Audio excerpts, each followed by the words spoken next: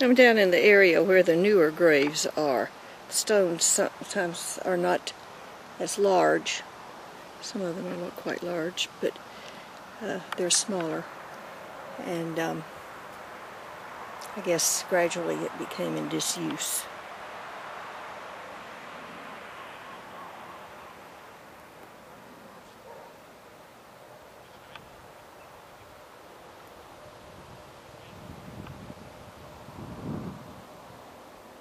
I'm going to read this plaque here again. Village life and material evidence.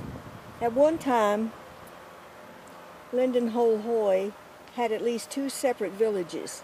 The ridge probably hides more villages.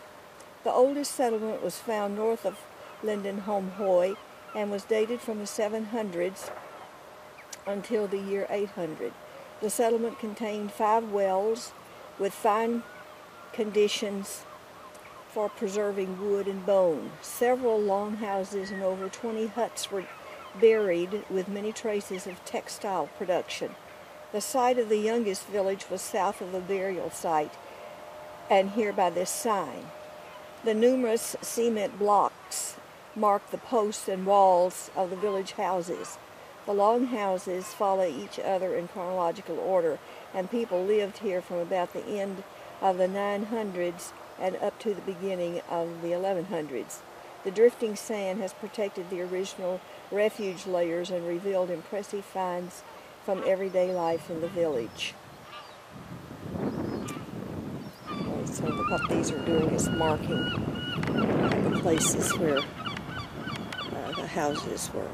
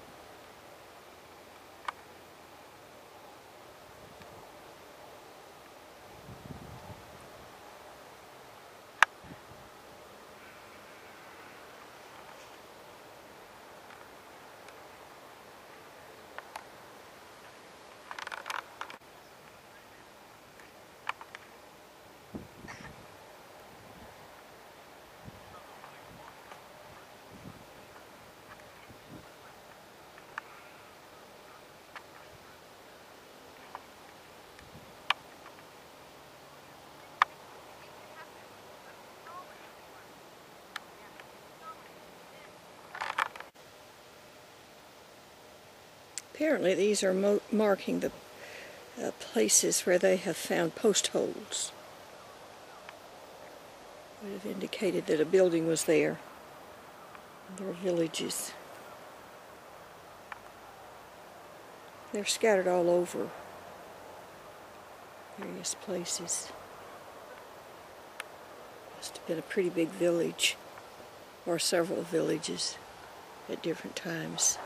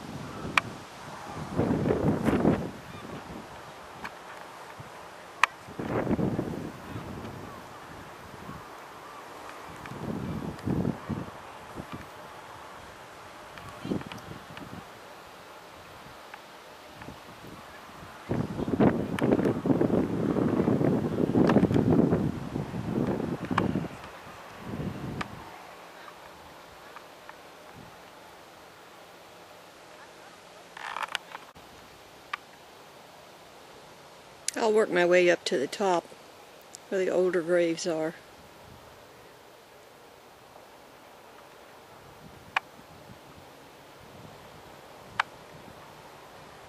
There are quite a few people here actually. Thought it was going to be deserted, but there are a lot of people around. These look like the bicyclists taking a look at things. Over here's the group. I'd like to hear what they're saying. Apparently they're doing in-depth talking about it, moving from place to place, looking at different things.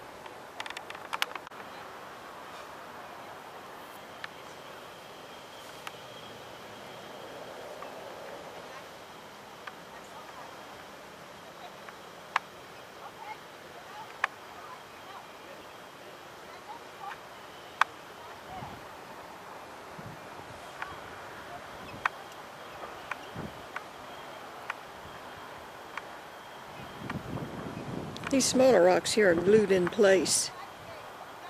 I don't know if they were done by the Vikings or if some archaeologists have done that later on or what.